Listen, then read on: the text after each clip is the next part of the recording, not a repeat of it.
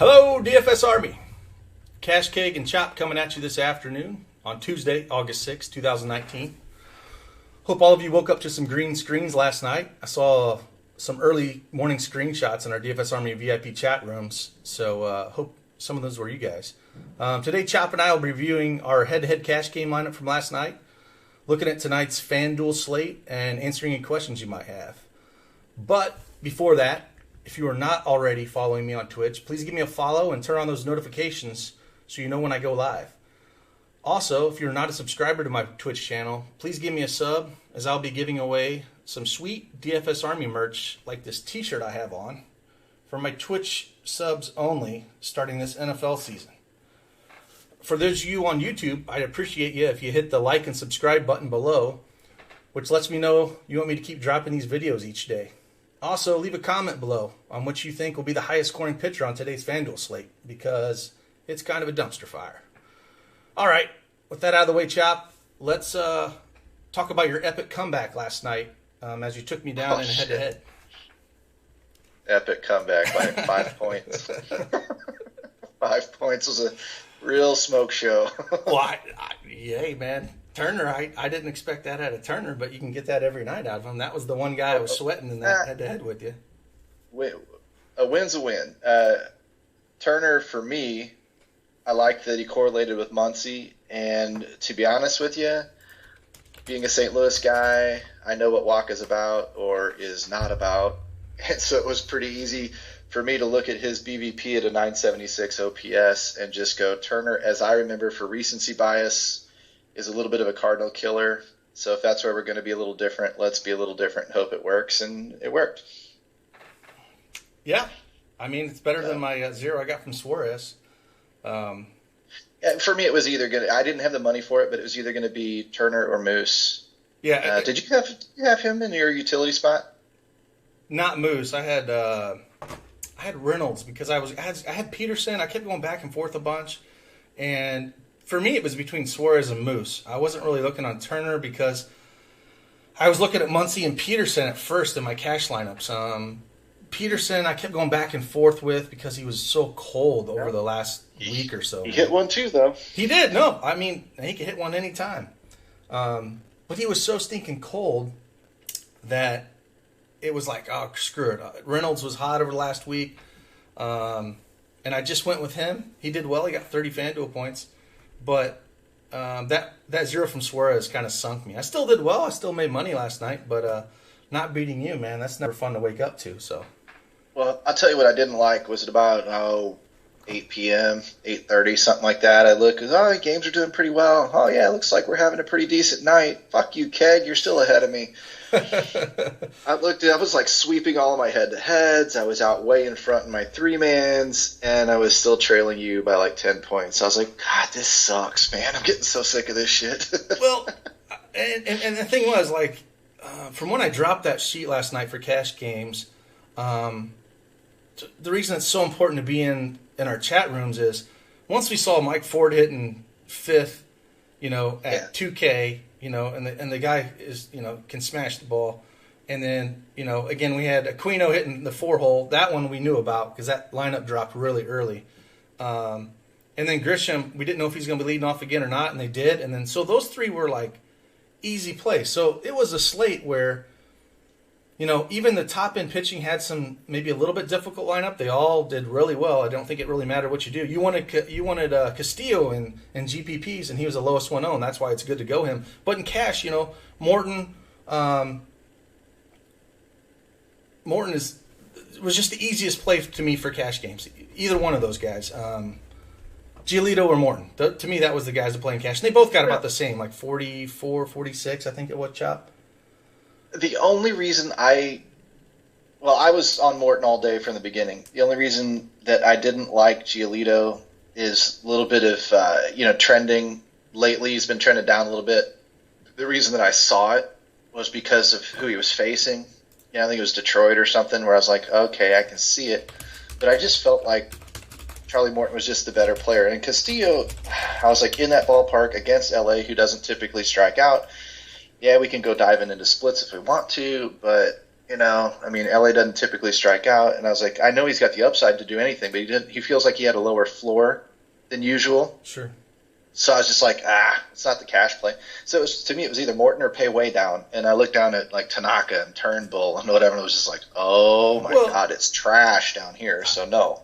I think what made the decision easy is, like I stated with those 3 easy 2K cash plays. Yeah, for sure. Like, those guys dictated your lineup to just spend up in cash. Like, there's no reason to pay down, because if you throw those 3 guys in, Ford, Aquino, and Grisham, you could pay up for whatever you want in pitching, and you still had 3 to 4K per position to fill out the rest of your lineups. And so it was easy. And a lot of cash lineups, a lot of the sharp guys that was up against had something very similar, because FanDuel just kind of pushed it. I think Grisham and Aquino were like 70 to 80% owned in some of the 50-50s. Ford was a little lower than that, because I think that lineup came out a little bit later, and maybe he wasn't being talked up around the industry quite as much. But a lot of people had him. So then it comes down to, you got 1, 2, 3, basically 5 positions that you're trying to figure out what you can spend up, and you could go in multiple different ways. There were so many different ways to go yesterday. Yeah, and it's funny because we talked a little bit behind the scenes before we dropped those lineups, and for whatever reason, I wasn't loving the Boston. A lot of it was just recency. I know what the offense can do, but they seemed like they'd been a little bit cold lately. And so I was like, man, I don't know. It just doesn't feel right early in the day. And I was kind of sticking with that. I'm like, Yankees are all over the place. I should have a bunch of Yankees. And that's where I was planning on going. And then when I told you, I'm like, yeah, I totally faded Boston. So we'll see how this goes tonight. And you're kind of like, yeah, it's cash, dude. Not and I really quickly went and I looked and I was like, well, the only thing I haven't really looked at, because everywhere I started looking around, I'm like, everybody's talking Boston. Everybody's talking C. This is when you need to be adaptable as a DFS player, and you may have your own thoughts early in the day, and they may be good thoughts, but as you start looking around a little more and looking around a little bit more, and you start hearing the same crap echoed over and over and over and over, you need to start listening to that if you're playing cash, because that ownership can insulate your game. It can get you down to 2v2 or 3v3 with most people, and you need to be ready to go look. So when I went over and looked, I was like, well, let me go check Boston just really, really quick. And I saw Mike Montgomery, and I went, uh-oh, that dude's got like a astronomical ERA right now. And then I went and looked at the IRT from Vegas. It was over 7. And I was like, oh, shit. I've got to readjust. I've got to put a couple of Boston dudes in there and switch that lineup around. And like you said, with a couple of the punt plays, the Min-Sal guys, right in the hearts of big orders, I was like, it's kind of easy to go get what you need to get now. And I can have a little New York. I can have a little Boston. I can pick up an LA guy. And it just built itself from there. You can't shut your mind off at noon and say, okay, this is where I'm rolling today, because it just doesn't work that way anymore. Yeah, I'm totally with you. And it was like, when I said that, it was like, I've noticed lately, we've been playing ahead, your cash lineups have gotten more cashy, but still with that chop upside to a few of the plays. And I think you need that. Like, mine was Reynolds, and I wasn't on him at first, and it was just kind of, I was looking around at that spot. And like we were talking a little earlier in the chat room, leave that utility spot open. If you don't put Ford at the utility, put him up at first base, and it allows you to have that salary where you can kind of look around and figure out who you want to plug in there. Because again, you could have went Peterson there; it would have been fine. Grandal, there was a bunch of plays you could have thrown in there. But yeah, I mean, I know some people, there are great plays that didn't pan out. That's going to happen in cash games, man. That doesn't always pan out for sure. Oh, for sure. But I saw a lot of lineups this morning that looked fantastic. So. To that point you were saying with Ford in the utility spot, the only time you would pretty much put him there like I did, because you can look over and, he's making fun of Chop, he's got Ford in the utility. I had Sam Travis up there as one of my Boston pieces right out of the chute, and so that's the only place Ford can go. And when you're that set on the big offenses, and that's what it has to, then that's just what it has to be. What I did not do was pick up Trent Grisham. For whatever reason, I did not see him last night. Even though I was on Milwaukee, I loved their matchup, I just did not see him for whatever reason. And so he was never in my lineup. I'm building without him. If I've got him, now I might get rid of Sam Travis, go up to an Aguilar. Right. I might get rid of Turner and go up to a Moustakas. My lineup might take on a different bend. But because I didn't see him, it actually sort of worked out in my favor. luckily, because I was able to keep the lineup intact and it happened to squeak by you. So, whatever. Yeah. Let's go one question here. Chuma says your third key to cash games is look at ownership. Do you mind talking about that a little bit? So the ownership piece is, especially if say I'm looking at pitcher, right? And yesterday was a good example. If I'm looking at, say, Morton and Giolito and cash, and I'm on the fence between them, and I really think that they have a similar projection, I'll look at the ownership and see who's going to be talked up more, because I figured that's I don't want to be beaten by a pitcher, especially if they're similar projected guys. I'll go with a guy that's going to be more chalky in cash, and it was Morton. He was talked up everywhere, so it kind of just made that decision a little easier for pitcher. And then also I just kind of see where the ownership projections are going to go, and kind of look at some guys that I might not be on that I think it might be a good fade. But bring those up to our chat group, man, and we can talk through those throughout the day. If there's a guy that you're seeing popping that might not be on my sheet or somebody else's sheet, but the ownership percentage is up there, and then we can kind of talk through those guys. Yeah, I got nothing to add to that. All right. Let's look at today's slate a little bit, man, and kind of see who we're going to attack. Hey, while you're setting that up, how's the August hybrid stuff going right now? I mean, we're only a couple days in, but anything to talk about? No, because they're so kind of boom or bust. I did well last night in my hybrid, and it made up for 2 of the nights because I was down three nights that I've been. This is the 4th night I've been doing it. So I was up last night that covered 2 of the losing nights, but I'm still down overall in the hybrid stuff. But again, it's when those hybrid lineups go off, man, they can make up for 10, 15 days of hitting around the cash line or being down. So I really think I'm going to keep doing it all month and then kind of seeing where it's at. But yeah, they'll make you a little bit more nervous doing them that route, because they're not as safe. It's funny that you mentioned that, because that goes back into the whole bankroll discussion about how much of your bankroll do you really put out there. Everybody preaches, 80, 20, 10 or whatever, with that 10% of your budget going to, if you've got $1,000 in your bankroll, put $100 a day out there. I would never tell somebody to do that unless they can convince me they're comfortable with it. Sure. When it comes down to baseball itself. I mean, NBA and the other sports are different. Baseball, hockey are very volatile sports, PGA, and so I would tend to cut my playback 5%, or even in some cases even more, because you can go on those long losers, like you said, and yeah, it can make up for itself, 10 or 15 days worth of losing. But how many of you can get to day 14 of losing and still sit there and go, I need to still put $100 a day out there because my bankroll balance is now down to $350. I mean, that's frightening shit. You just got to keep adjusting what works for you with your bankroll. There's no cut and dry, this is the way you should do it. You should always be, like I said, looking at your results, see what you're good at. What do you profit at, and where's your ROI at? And focus more on that, man. I mean, some guys are better cash game players, some are better MME. I will say this, there's some, if you take your MME and if you MME all the time and you put them in and look at your results every day, you will definitely see the swings if you're an MME player. And sometimes people don't want to do that because it can be ugly, and then you hit that one smash, 20, 30, 50, 100K, whatever it is, and you pull back a lot of that, because you'll have good days and bad days of doing that. So you'll see a lot more swings. With cash approach, you should see, more of a gradual incline and decline, and it's a lot less risk averse for people with a little less bankroll that are trying to get there. Let's we can fire this up if you want. Look at this. So what pictures are you looking at, Chop? Because I glanced today a little bit, and it's freaking dumpster fire for me, man, because no one's close to that 30% K rate at all. All these guys at the top, Kershaw, Barry's at home against an Atlanta team I don't really want to attack. Wheeler pops off at first because he's, at home against a Miami team that strikes out. Greinke, we saw what Houston does to pitchers, man. They take Suarez, and stinking dude almost goes out there and pitches a no-hitter. Are they going to do that to Greinke as well?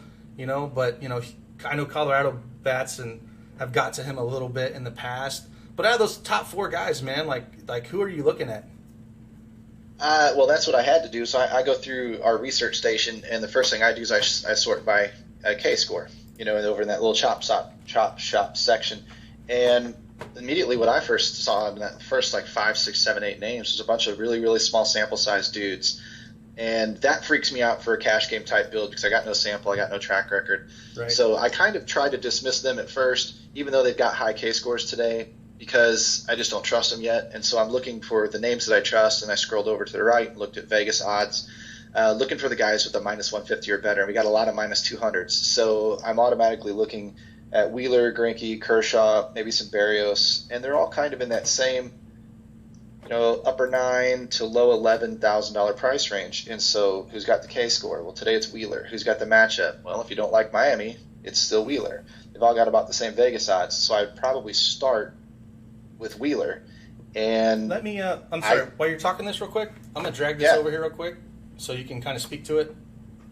Since you were talking, this is our research station here for MLB for you guys that don't know.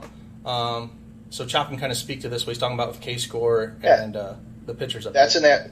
You've got the pitchers tab up, which if you don't know is down there on the bottom when it opens up. There's 3 dots. You click on those. That pitcher tab will open up as the default. And then what you're looking at, if you scroll just to the right like Keg did, chop shop, that yellow bar, that yellow set of columns. You've got K-score and W-score. And just to briefly explain to anybody that might not be a DFS Army member, what the K-score is it is a strikeout metric that sort of measures upside matchup based. So what we're doing is we're adding the pitcher's strikeout ability to the team he's facing's ability to strike out, which should level the playing field. A guy can be low in one area, be facing a team that's super high in strikeouts, and it can actually give him a better matchup or more upside than a guy who's a better strikeout pitcher that's facing a team that, hits to contact a little bit more. So I'm looking for a number somewhere over around 500 if I can find it. Today we can't. The guys that are over 500 are all small sample guys.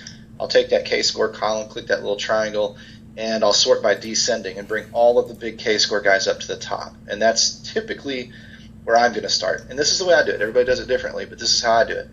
And I automatically see small sample, Lament, who we're not exactly too trusting of, but dude has upside. And then you see Wheeler. Like, okay, so that's the highest K-score of the guys, the known names. Then we get to a Norris, we get to Yamamoto, and we're like, whatever. And then Greinke. Well, Greinke just switched teams, and Greinke's a little bit of a head case. So maybe that works for him, maybe it doesn't. To me, it gives me enough pause where I might still look at Wheeler's my leader in the clubhouse. I go down a little bit more. I see Kershaw, and I go, wait. The Cardinals typically don't, and this is a weird theory, but it does affect my cash mind, where I go, I don't trust Kershaw as much today to have a ceiling type game. I expect he'll still hit his floor, but I don't expect him to have as big a ceiling as he usually does because he's had trouble with the Cardinals in the past. Cardinals typically hit known pitchers very well. They can't handle the newbie like last night, and that's just a Cardinal MO going back to the Tony La Russa days. Will it work today? Don't know, but in my mind, with my recency bias, it affects me. Then I scroll down a little bit more, and I find like a Berrios who has upside to break a slate. But tonight, based on his matchup, he's got a lower K-score than everybody else. So to me, I don't see a lot outside of that. If you don't want to really take a lot of risk, I would look at Zach Wheeler. I would maybe give a little pause to a Greinke or a Kershaw if you really love those guys and you've got your own reasons. But if I was not going Wheeler, I'd probably pay all the way down. I might take a shot at Lament, but I'm not doing that in cash. No. Not at all. No. I would be doing that in hybrids or GPP type lineups to get a completely different build and get onto different bats, get into the bigger Boston stacks as opposed to tonight, which is where we're headed, which is going to be a lot of value bats that are very similar to last night's value bats.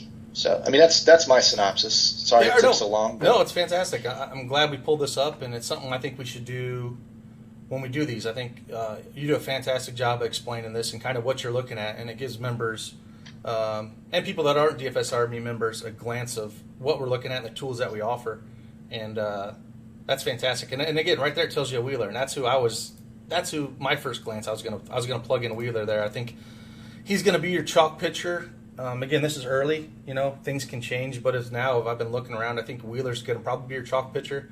And then for me, it's followed by either Greinke or Kershaw. And then like Choppa's mentioned, Lamet down there for hybrids I love, so you can just get bats. However, as we talked about, we got matchups with similar guys today. We got Ford against Wars. If he's in the lineup again, he's 2,300. Fly ball pitcher, I'll take Ford all day at 2,300. Maybe hit another bomb because that's all you're hoping for him anyways at that price.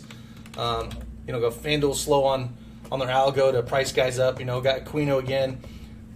If he hits in the 4-hole against Suarez, no problem going there again. It's cheap. Then I like a lot of these right-handers against LeBlanc.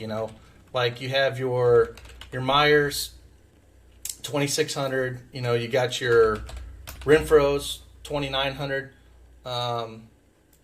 Guys like that are pretty cheap, that you can still pay up for some bats. So throw Renfro in there and see where's your average salary at. let's throw Renfro in there. I mean, he's a little more boomer bust typically than a cash player, but he's 2,900. It's a little too cheap for him for that double dong upside.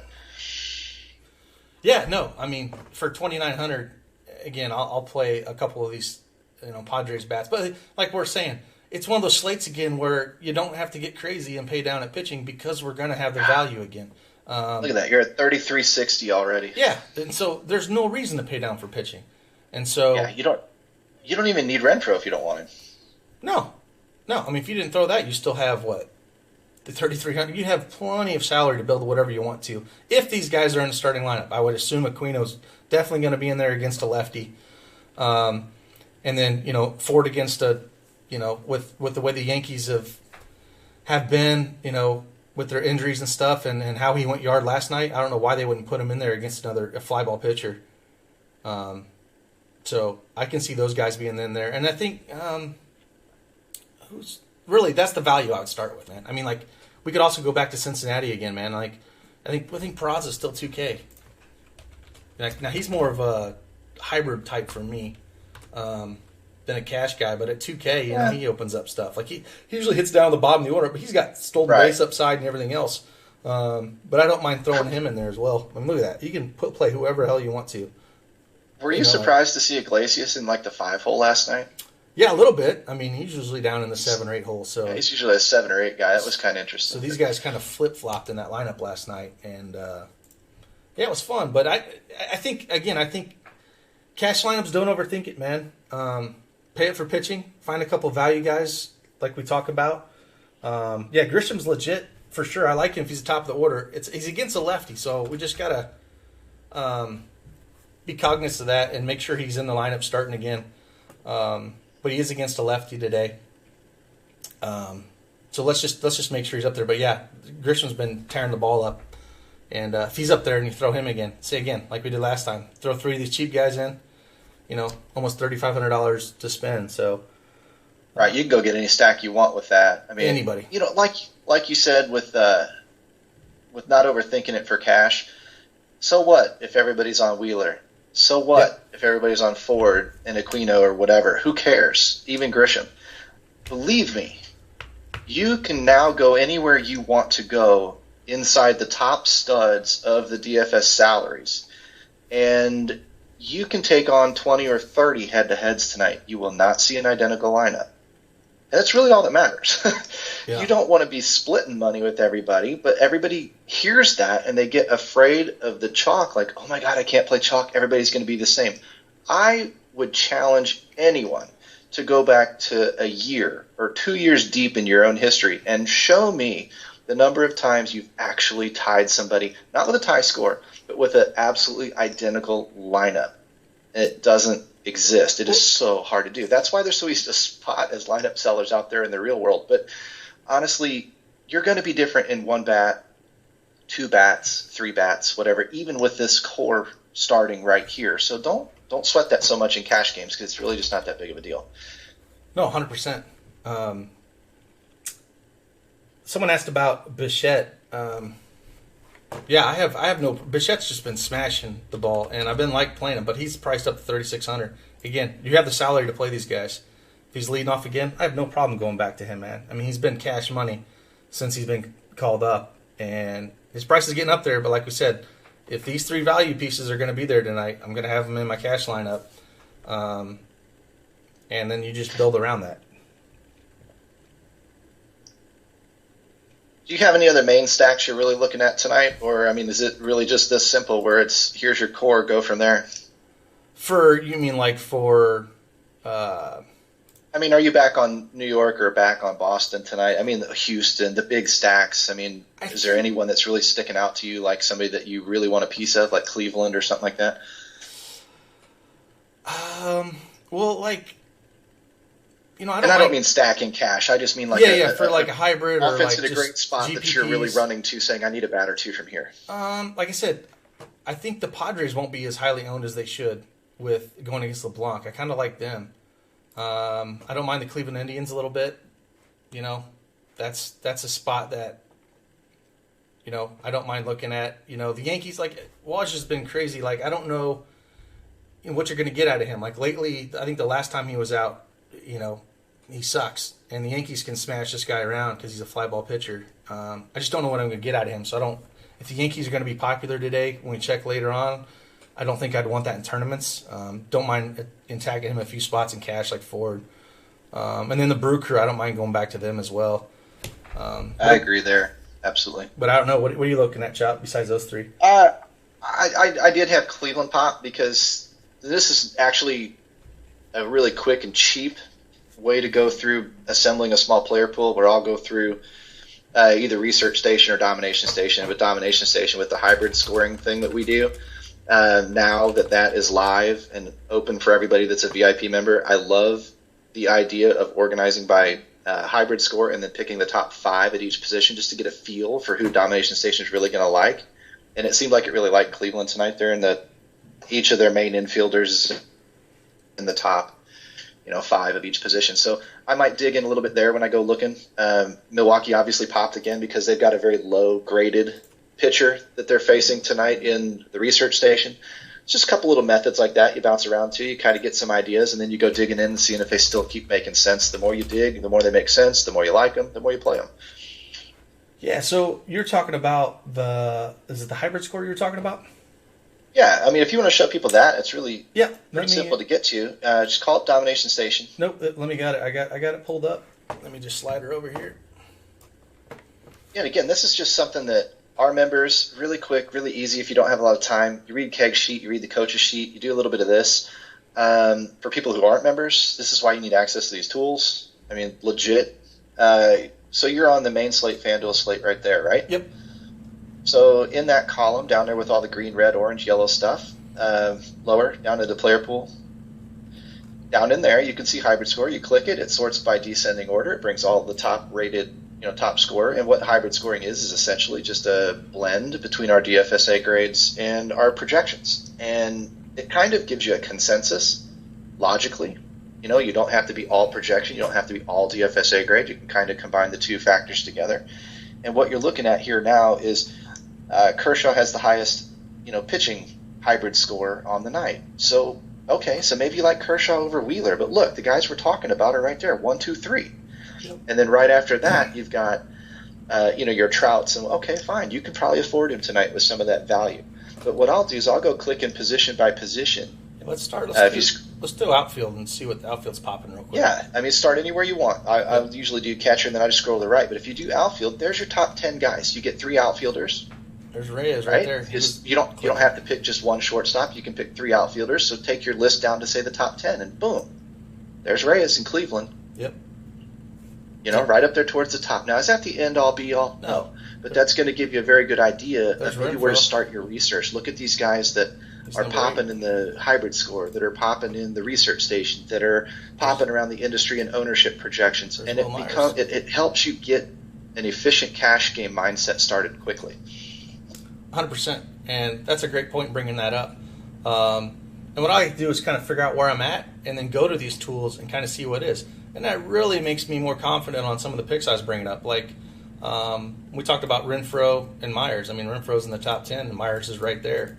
And then we talked about the Cleveland bats with Franmil Reyes, and then Puig right there. So that just kind of solidifies that, okay, I definitely got to look at these guys a little bit more because they're popping in our tools and they're in good spots that we like.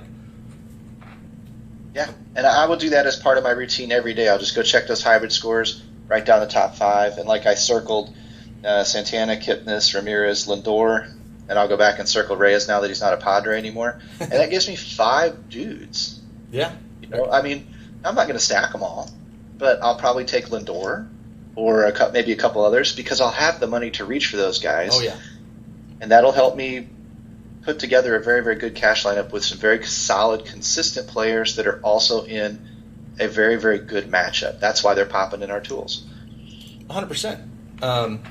Again, that's just I didn't have to read a newspaper. I didn't have to listen to 3 hours worth of podcasts on my subway ride into work today. I mean, my research is done in 15 or 20 minutes. Or at least it's pointed in a solid direction. Where now, if I have 3 hours today, I can go dig, or I can just wait for Keg to put out his sheet and just go off of that. It's that simple. It is, and we got so much information out there, and it's just go in and ask questions. Again, once we put that information out there, it's not static; it moves constantly. So be in there asking questions, figure out if we've changed our mind on something. Everyone's here to help. Everyone at the DFS Army, we're a community that wants to help you with your research. We want to see you win. We love when our members win. And these are a few tools that we can use on top of everything else we have. Another thing is with CG in chat here, once he drops his stacks, I love to see them because I want to see if they're popping in maybe someone that I'm looking at in my hybrid, if I want to stack some of those guys and where they're at and maybe who's going to be chalky and whatnot. But I love to see who his top 5 stacks are every day. So there's just so many tools out there. And I really hope people are profitable tonight, man. Yeah, for sure. That's the whole point of doing this, is to recap yesterday, see where we differed, why we differed. Maybe people can glean a little bit of our processes off of that, and then turn around and talk a little bit about today and see if we don't land on the same page, which it looks like our core is going to be similar, and then I'll just go screw you up and I'll stack the Marlins or something tonight. Hey, man, go for it. Go for it if you want to. But it should be fun. I think we'll probably be on similar pitchers, and it should be fun, and we'll come back tomorrow and do this. And we got NFL preseason come up. I'll probably be dropping that video for subs only. It's not going to be out here. It's just going to be subs only for DFS Army members only. I should state that. DFS Army members only for that NFL preseason. And that'll be either tomorrow or Thursday morning. But we'll be back on here doing MLB tomorrow, Chop, if you're free. I can make it work, absolutely. Awesome. Anytime you ask. Fantastic, man. So, if you don't, give me a follow. Give me a sub if you want a chance to win one of these sweet T-shirts like this, man. It's extremely comfortable. Let's let me know if over on YouTube, man. Tell me who's going to be the highest scoring FanDuel pitcher today. I want to see what your guys' thoughts are. So, if that's it, the highest scoring FanDuel pitcher. Yes. Yeah. Okay. Leave a comment on YouTube, and I'm curious what it is because it's like I said, it's kind of a dumpster fire today. So I'm curious what people's thoughts are on that. So again, we will see you tomorrow, and we will see you in the chat rooms. Deuces. All right. Peace out, homies.